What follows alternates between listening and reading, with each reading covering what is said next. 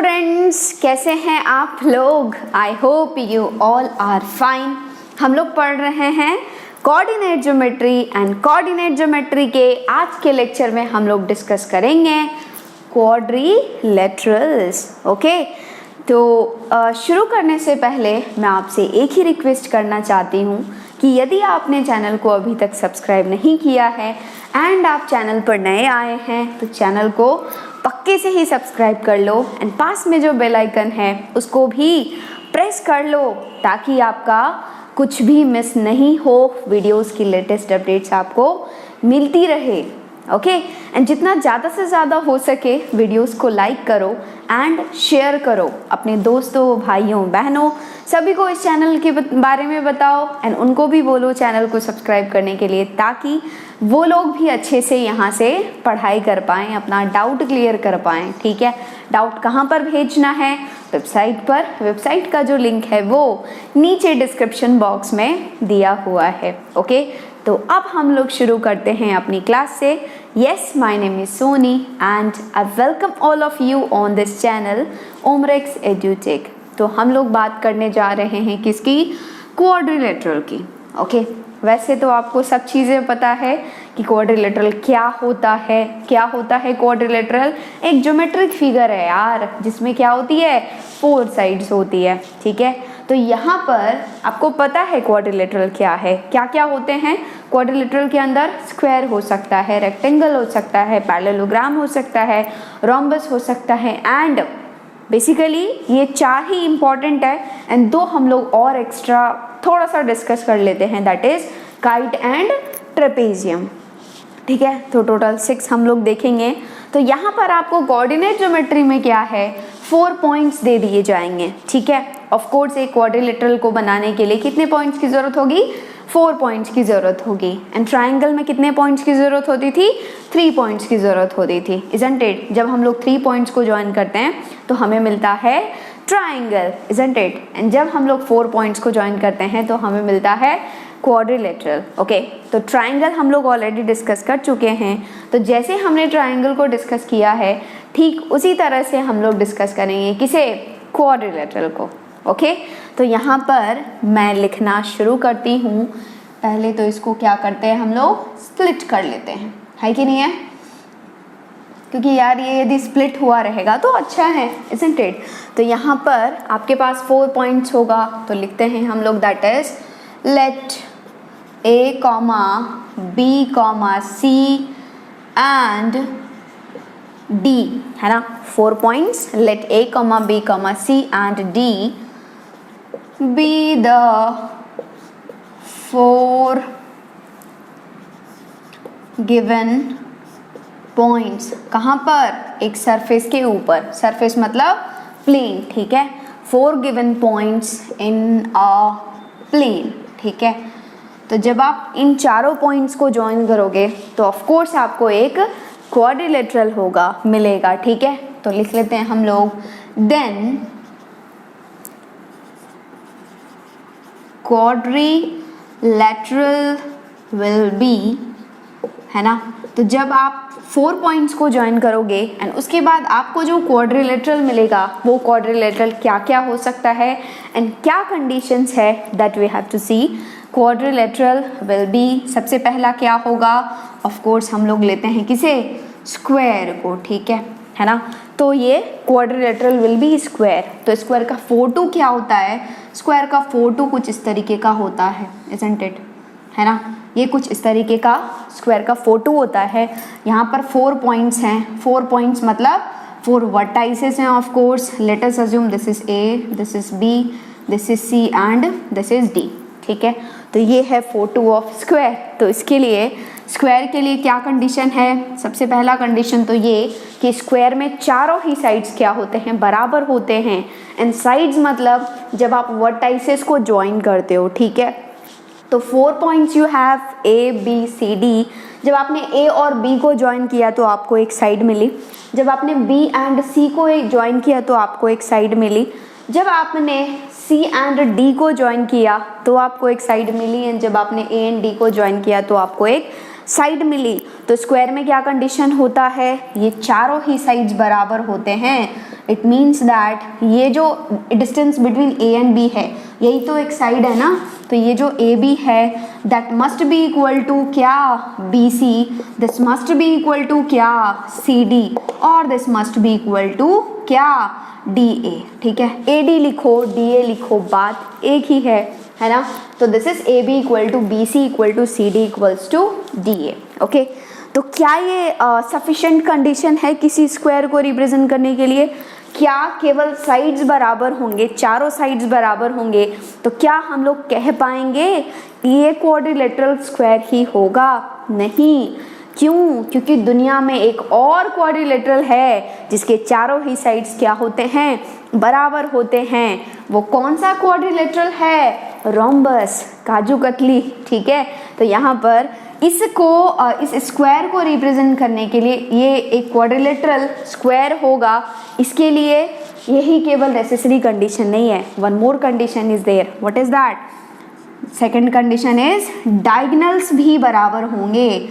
ठीक है, तो ये रहे हमारे डायगोनल्स, एक डायगोनल है AC, एक डायगोनल है BD। ठीक है, तो यहाँ पर AC must be equals to BD। ठीक है ना। जबकि रोम्बस में क्या होता है, चारों साइड्स बराबर होते हैं and diagonals are not equal. यहाँ पर स्क्वायर में क्या है, डायगोनल्स आर इक्वल। ठीक है ना। तो अभी तक हमने जो है वो डिस्टेंस फार्मूला देखा है, डिस्टेंस फार्मूला ही पढ़ा है ना। तो इसलिए हम लोग क्या करेंगे, जितनी भी कहानियाँ चलेगी सब में हम लोग डिस्टेंस का ही यूज़ करेंगे। ओके, मैं अभी एंगल्स वगैरह के बारे में ज़्यादा बात नहीं करूँगी, मैं लास्ट में आपको एज अ नोट लिखा दूंगी कि क्या क्या डायगोनल्स के बीच में क्या एंगल होता है, नहीं होता है। ओके, बट अदरवाइज ऑल्सो एक बार देख लो, मैं लिखा नहीं रही हूँ, बस आप सुन लो कि यहाँ पर स्क्वायर में क्या होता है कि चारों साइड्स बराबर होते हैं, डायगोनल्स बराबर होते हैं एंड डायगोनल्स एक दूसरे के परपेंडिकुलर होते हैं। मतलब ये जो दोनों डायगोनल्स है, इन दोनों ही डायगोनल्स के बीच का एंगल क्या होगा, 90 डिग्री। आप लिखना चाहो तो लिख लो, बट अदरवाइज मैं आपको लिखा नहीं रही हूँ। हम लोग अभी क्या करेंगे, सारे कहानी में हम लोग केवल एंड केवल यूज़ करेंगे डिस्टेंसेस का। Okay, so this was all about square. Next we are moving to second one, and second one किसकी बात करूँ, rectangle. The second one is rectangle, है ना। तो rectangle का भी हम लोग डायग्राम ड्रॉ कर लेते हैं, और rectangle जो है वो कुछ इस तरीके का होगा, है कि नहीं है। This is A, this is B, this is C and this is D. Okay, तो रेक्टेंगल में क्या होता है, बेसिकली ये जो अपोजिट साइड्स होती है ना, ये बराबर होती है कि नहीं है, आमने सामने वाली साइड बराबर होती है। मतलब ये जो साइड है AB, this must be equal to क्या, CD, है कि नहीं है। एंड ये जो साइड है BC, this must be equal to क्या, AD लिखो, DA लिखो, बात एक ही है ना।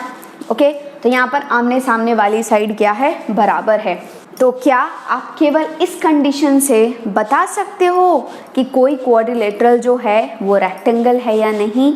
बिल्कुल नहीं। क्यों? क्योंकि दुनिया में एक और क्वाड्रिलेटरल ऐसा है जो इस प्रॉपर्टी को फॉलो करता है, जिसमें आमने सामने की साइड्स क्या होती है, बराबर होती है। ठीक है, कौन सा क्वाड्रिलेटरल है वो, पैरेललोग्राम। तो आप कैसे डिफरेंशिएट करोगे कि वो क्वाड्रिलेटरल रेक्टेंगल है या पैरेललोग्राम?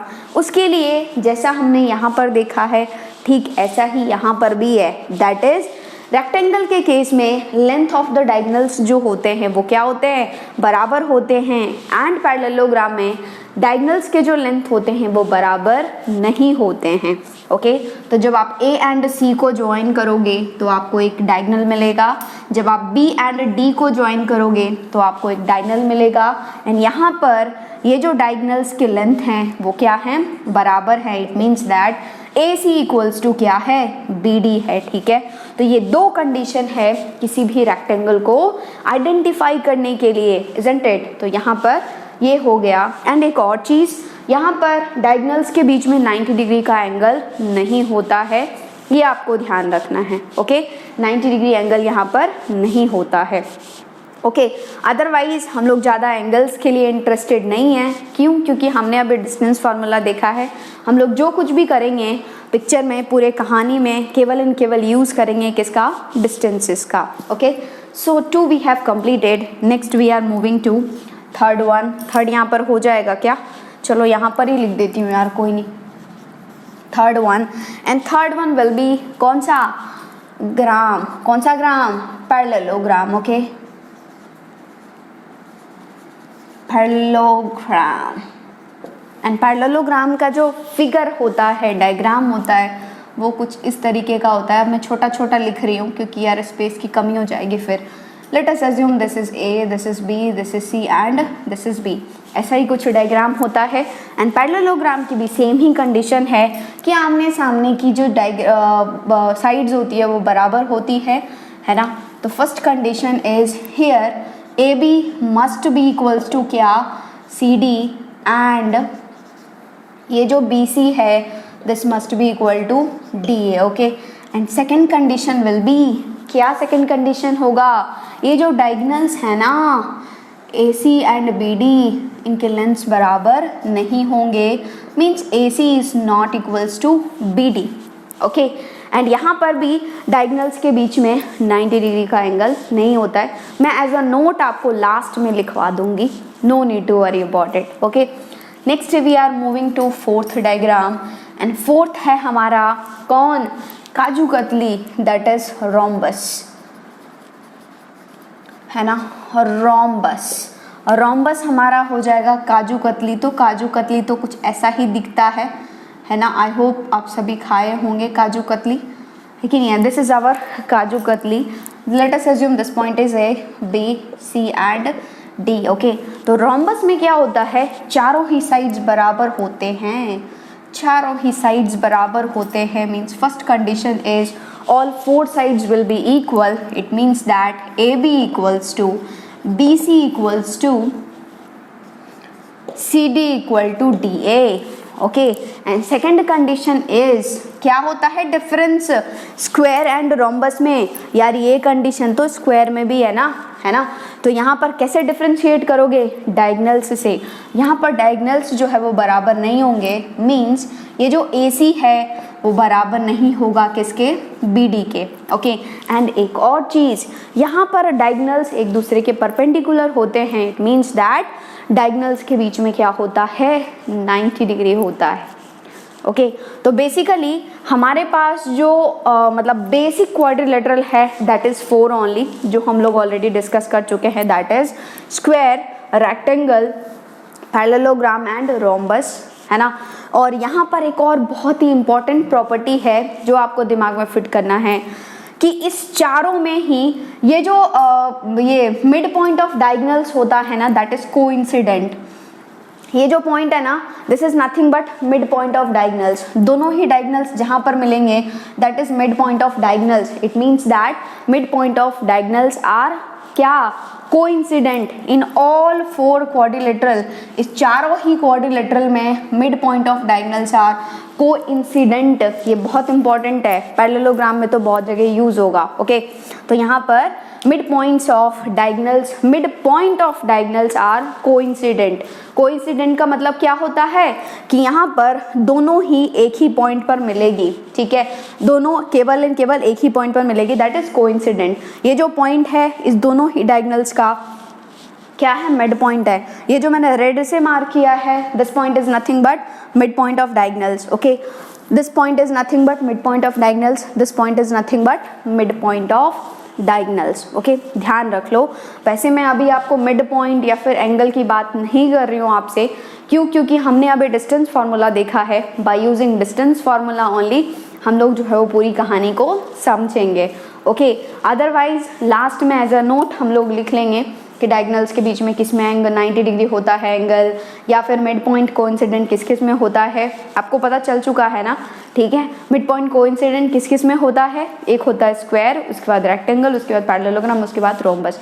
यही 4 मोस्ट इंपॉर्टेंट क्वाड्रिलेटरल है, बट 2 और हम लोग जो है वो नॉर्मली बस ऐसे ही डिस्कस कर लेते हैं। ओके, सो आवर फिफ्थ होगा हमारा काइट। क्या होगा? काइट, ठीक है। काइट मतलब क्या? पतंग। पतंग तो आपने उड़ाई होगी, कहाँ, कब? मकर संक्रांति में, इजंट इट, है ना। तो यहाँ पर काइट, तो काइट का डायग्राम तो आपको बहुत अच्छे तरीके से पता होगा यार। ये ऊपर का थोड़ा सा छोटा रहता है और नीचे का जो है वो थोड़ा सा बड़ा रहता है ना। ठीक बनाए क्या? हाँ, चलो ठीक है। ओके तो यहाँ पर भी आप दोनों पॉइंट्स को ऐसे ज्वाइन करोगे तो this let us assume this is A, this is B, this is C and this is D, है ना। तो यार काइट की प्रॉपर्टी क्या होती है आपको पता है कि ये जो साथ वाली साइड होती है ना वो इक्वल होती है। मतलब क्या, ये दोनों साइड्स आपस में बराबर होगी, ये दोनों साइड्स आपस में बराबर होगी।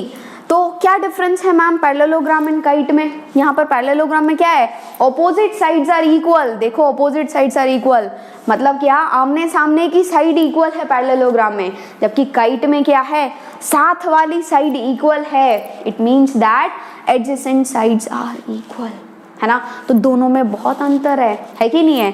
तो यहाँ पर सबसे पहला कंडीशन तो काइट के लिए क्या है कि साथ वाली साइड इक्वल है। It means that adjacent sides are equal.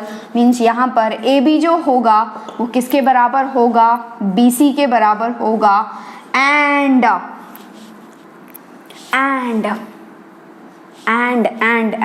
ये जो सी डी है, सी डी इक्वल्स टू क्या हो जाएगा, डी ए हो जाएगा। ओके है ना। और दूसरा कंडीशन व्हाट अबाउट डायगोनल्स, तो आपको ऑफ कोर्स यहाँ पर दिख ही रहा होगा कि ये ए सी इतना छोटा सा डायगोनल है और बी डी इतना बड़ा सा डायगोनल है, तो इक्वल नहीं होगा। तो A C is not equal to B D, मतलब यहाँ पर डायगोनल्स इक्वल नहीं होते हैं, ठीक है। और एक और चीज़ आपको ध्यान रखना है कि यहाँ पर एंगल डायगोनल्स के बीच में जो एंगल है दैट इज 90 डिग्री। ओके ये आपको दिमाग में फिट करके रखना है, अदरवाइज कोई यूज़ इसका होगा नहीं यार, बट याद रख लो। ओके इस चारों को अच्छे से याद रखो, ये 5th और 6th को उतना ज़्यादा ध्यान रखने की ज़रूरत नहीं है। ओके चलेगा, कोई नहीं पूछेगा आपसे, but still we are discussing, क्योंकि कभी भूले भटके कहीं पर दिख जाए तो आपको कंफ्यूज्ड नहीं होना है। So next we are moving to 6th point and छठा है हमारा that is trapezium. Okay so this is trapezium, trapezium है ना। तो ट्रेपेजियम का डायग्राम कुछ इस तरीके का होगा यार, कुछ इस तरीके का होगा, कुछ इस तरीके का हो सकता है। Let us consider this point is A, next is B, next is C and next is D, है ना। तो ट्रेपेजियम में क्या होता है कि ये जो पैरेलल साइड, ये जो साइड्स है ये क्या इक्वल होंगी? नहीं, ऐसा कोई ज़रूरी नहीं है कि ये इसके बराबर हो या फिर ये इसके बराबर हो, ऐसा कोई भी ज़रूरी नहीं है। ट्रेपेजियम के लिए only and only one condition we have that is, ये जो one pair of opposite sides है ना दैट इज पैरेलल ऑलवेज। एक पेयर जो होगा अपोजिट साइड्स का वो क्या होगा, हमेशा पैरेलल होगा। तो यहाँ पर लिख लेते हैं हम लोग, one pair of opposite sides are parallel. Okay, one pair of opposite sides are parallel। और कोई कंडीशन नहीं है। देखो यहाँ पर ये जो ए बी है एंड सी डी है, ये आपको दिख रही है ना कि ये दोनों क्या हैं, पैरेलल हैं, ठीक है। और ये जो नॉन पैरेलल साइड्स है, of course A D and B C कभी भी पैरेलल नहीं होंगे, तो these are non parallel sides. केवल एक पेयर ही जो होगा वो दैट विल बी पैरेलल, है ना। और ऑफ कोर्स अगला पेयर जो होगा, मतलब रिमेनिंग दो साइड जो होंगे वो नॉन पैरेलल होंगे। ओके और ये जो नॉन पैरेलल साइड्स है ना that may be equal, that may not be equal. हमेशा इक्वल ही हो ये नॉन पैरेलल साइड्स, ये बिल्कुल भी ज़रूरी नहीं है। हो सकता है इक्वल हो सकता है इक्वल नहीं हो, ठीक है। इसलिए इसमें कोई कंडीशन नहीं रहता, केवल इन केवल one condition we have that is कि यहाँ पर जो दो साइड्स होंगी ना, मतलब one pair of opposite sides will be parallel always. तो ऑफ कोर्स रिमेनिंग दो साइड्स जो होगी that will be non parallel, है ना, पैरेलल नहीं होंगी वो। एंड ये जो नॉन पैरेलल साइड्स है that may be equal, that may not be equal. जब वो इक्वल होती है ना उसे हम लोग बोलते हैं आइसोसेलेस ट्रेपेजियम। क्या बोलते हैं? Isosceles trapezium. Okay otherwise no need to worry about it. हमने इसको जो है वो ऐसे फ्री फोकट में पढ़ा है कि कहीं पर आप देखो तो आपको जो है वो कंफ्यूजन नहीं हो एंड आप जो है वो आराम से इसको कर पाएँ, है ना। अदरवाइज हमारे पास टोटल 4 इंपॉर्टेंट क्वाड्रिलेटरल्स है एंड इसी पर जो है वो आपसे क्वेश्चंस पूछे जाएंगे। ओके तो आई होप आपको समझ में आ चुका है। ओके सो इसको आप एक काम करो, वीडियो पॉज करके इसको नोट डाउन कर लो। इसके बाद जो है मैं एज अ नोट आपको लिखा देती हूँ, क्योंकि हमने यहाँ पर केवल डिस्टेंस फार्मूला का जहाँ पर यूज़ होगा वो डिस्कस किया है। मैंने आपको एंगल्स के बारे में नहीं बताया है, मैंने आपको मिड पॉइंट कोइंसिडेंट का नहीं बताया है। वैसे तो आपको पता है कि ये जो हमारे पास मेन 4 क्वाड्रिलेटरल्स हैं, क्या square, rectangle, parallelogram and rhombus, इन चारों में ही क्या होगा, डायगोनल्स के जो मिड पॉइंट होंगे दैट विल बी कोइंसिडेंट मतलब एक ही पॉइंट पर लाई करेगा, ठीक है। तो वो सब जो है वो एज अ नोट हम लोग लिख लेते हैं, ओके। तो वीडियो पॉज करो एंड फटाफट से इसे जो है वो नोट डाउन कर लो। तो अब जो है वो हम लोग क्या करते हैं, नोट में कुछ पॉइंट्स लिख लेते हैं, ओके। तो as a note we are going to write first point जो भी हमने डिस्कस किया है, और आपको ध्यान रखना है कि हम लोग जो है वो केवल 4 क्वाड्रिलेटरल्स की ही बात करेंगे, ठीक है। 4 quadrilaterals means square, rectangle, parallelogram and rhombus. We are not going to discuss about kite and trapezium क्योंकि उस दोनों का कोई यूज़ नहीं है, ओके। तो हमारे पास बेसिकली 4 ही हैं, ओके। तो नोट में यार सबसे पहला पॉइंट तो क्या हमने डिस्कस किया है वो मैं आपको बता देती हूँ कि कौन से क्वाड्रिलेटरल्स हैं जिसमें length of the diagonals equal होते हैं। कौन से क्वाड्रिलेटरल हैं जिसमें length of the diagonals equal होते हैं? कौन सा है? एक है स्क्वायर एंड दूसरा है रेक्टेंगल, ओके। तो लिख लेते हैं length of the diagonals are equal in, कौन सा है? एक है square and rectangle, square and rectangle, okay. Next is second point, इसका उल्टा कि कौन से क्वाड्रिलेटरल्स हैं जिसमें length of the diagonals equal नहीं होता है? कौन से हैं? Parallelogram and rhombus, okay. So this is length of the diagonals are not equal in, एक है पैरेललोग्राम एंड कौन सा? Rhombus, okay. Next is third point, and third point है कि कौन से क्वाड्रिलेटरल्स ऐसे हैं जिसमें डायगोनल्स क्या होते हैं? परपेंडिकुलर। कौन सा होता है? एक है square and another one is कौन सा? Rhombus, not rectangle. रेक्टेंगल में जो है वो 90 डिग्री पे नहीं होता है डायगोनल्स, ओके। तो यहाँ पर हो जाएगा डायगोनल्स आर परपेंडिकुलर मतलब दोनों के बीच में 90 डिग्री एंगल होगा। Perpendicular, diagonals are perpendicular in, कौन सा है? एक है हमारे पास square and another one is rhombus. हम लोग केवल 4 की बात कर रहे हैं, उस दोनों की बात नहीं कर रहे हैं क्योंकि that is of no use, okay. And fourth point, important point है कि वो ये जो हमारे पास चारों ही क्वाड्रिलेटरल हैं, स्क्वायर, रेक्टेंगल, पैरेललोग्राम एंड क्या? रोम्बस, इसमें क्या होता है? डायगोनल्स के जो मिड पॉइंट होते हैं वो क्या होते हैं? कोइंसिडेंट होते हैं। It means that will lie on one point only, मतलब एक पॉइंट पर ही होता है, ओके। तो लिख लेते हैं हम लोग इन square comma rectangle comma square rectangle comma कौन सा? Parallelogram and rhombus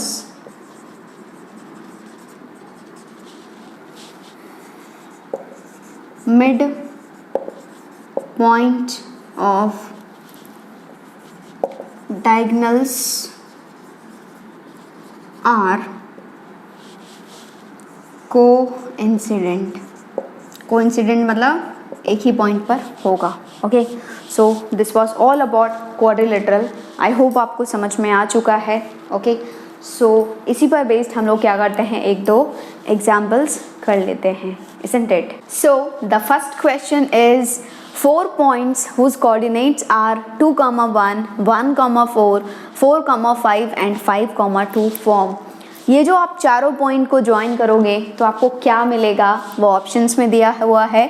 first one is a rectangle which is not a square, second one is a trapezium which is not a parallelogram, third one is a square, fourth one is a rhombus which is not a square, okay तो एक बार video pause करके try करो, क्योंकि I hope आप आराम से इसको जो है वो सॉल्व कर सकते हो।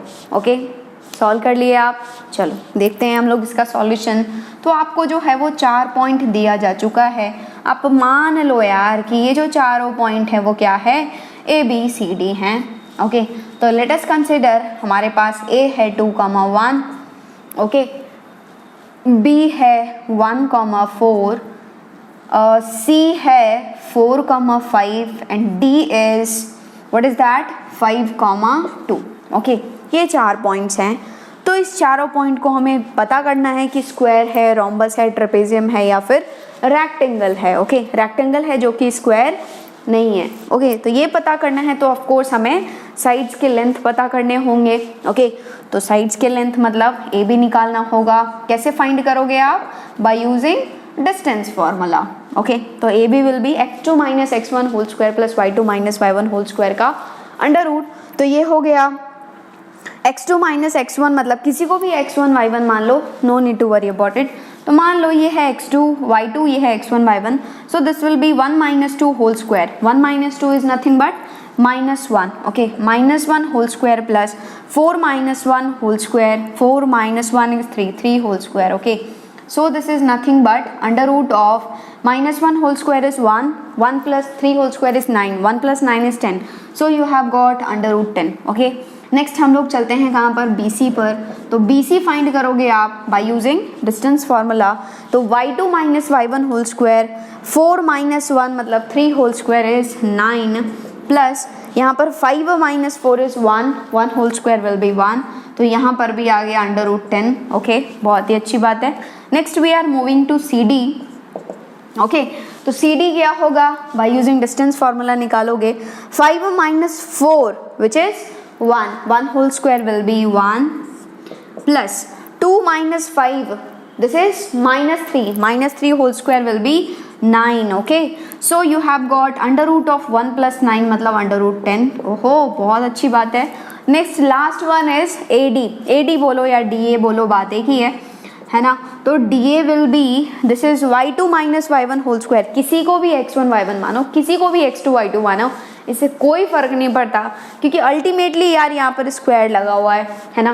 नेगेटिव भी आएगा तो पॉजिटिव बन जाएगा। Okay so this is 5 minus 2 is 3 whole square is 9, plus 2 minus 1 is 1 whole square is 1। ओहो अंडर रूट 10। सो यहाँ पर चारों ही साइड्स क्या हैं, बराबर हैं। और जब चारों ही साइड्स बराबर हैं तो या तो हो सकता है क्या हो, स्क्वायर हो, या फिर क्या हो सकता है, रोम्बस हो। एंड दोनों ही ऑप्शंस आपके पास है। ओके सो ये स्क्वायर भी है एंड रोम्बस भी है। तो हमें जो है वो दोनों में से आइडेंटिफाई करना है कि कौन सा होगा। तो हम लोग मूव करेंगे कहाँ पर, डायगनल्स पर। वी विल फाइंड डायगनल्स मतलब AC एंड BD। तो AC निकालोगे बाय यूजिंग डिस्टेंस फॉर्मूला। तो AC is this one, y2 minus y1 whole square मतलब 4 minus 2 is 2 whole square is 4, plus sorry x2 ये था x2 minus x1 whole square. Next is y2 minus y1 whole square, 5 minus 1 is 4 whole square is 16, so this is under root of 20। चलो 16 plus 4 is 20, so this is under root 20। okay next we are moving to BD है ना। तो BD भी distance formula से ही निकालोगे। That will be BD y2 minus y1 whole square, ये क्या है यार, x2 minus x1 whole square plus y2 minus y1 whole square. 5 minus 1 is 4 whole square is 16, plus 2 minus 4 whole square, 2 minus 4 is -2 whole square is 4 only. तो ये हो गया 16 प्लस 4 which is under root of 20। तो यहाँ पर diagonals भी बराबर हो गए एंड डायगनल्स बराबर हैं, साइड्स बराबर हैं। यहाँ पर ये जो AB है वो BC के बराबर है, वो CD के बराबर है, वो DA के बराबर है। तो इससे पता चला हमें कि हो सकता है स्क्वायर हो सकता है रेक्टेंगल हो। एंड हमें पता चला कि यार ये जो AC है वो किसके बराबर है, BD के बराबर है, मतलब डायगनल्स भी बराबर आ रहे हैं। तो यहाँ पर इस दोनों से पता ये चल रहा है कि this is the property of क्या, स्क्वायर। तो कौन सा आंसर होगा, C, Calcutta is the correct answer. तो कौन सा फॉर्म, इस चारों पॉइंट को जब आपने ज्वाइन किया तो आपको क्या मिला, एक स्क्वायर मिला, दैट्स ऑल। ओके, तो आपसे ऐसे ही क्वेश्चंस पूछे जाएंगे, हो सकता है आपको 4 कोऑर्डिनेट्स दिए हो एंड आपसे पूछे जाए कि ये कौन सा क्वाड्रिलेटरल फॉर्म कर रहा है वो बता, है ना। तो आप ऐसे ही देखोगे एंड नेक्स्ट हो सकता है कि इन चारों ही पॉइंट्स में कोई एक कांस्टेंट दे दिया जाए कहीं पर एंड आपसे पूछा जाए कि ये स्क्वायर बना रहा है या फिर ये पैरेललोग्राम बना रहा है, ये वो बना रहा है, तो इस कांस्टेंट का वैल्यू बताओ। उसमें भी आपको ऐसे ही कंडीशंस यूज़ करने हैं। ओके, तो आई होप आपको समझ में आ गया है। कहीं पर भी डाउट आता है यार तो कमेंट सेक्शन में लिखो, वेबसाइट पर पोस्ट करो, किसी भी क्वेश्चन में अटक रहे हो वेबसाइट पर क्वेश्चन का फोटो क्लिक करके पोस्ट करो, 100% 1000% you will get solution for that. Okay, तो अभी फिलहाल तो वीडियो पॉज करो एंड इसे जो है वो नोट डाउन कर लो।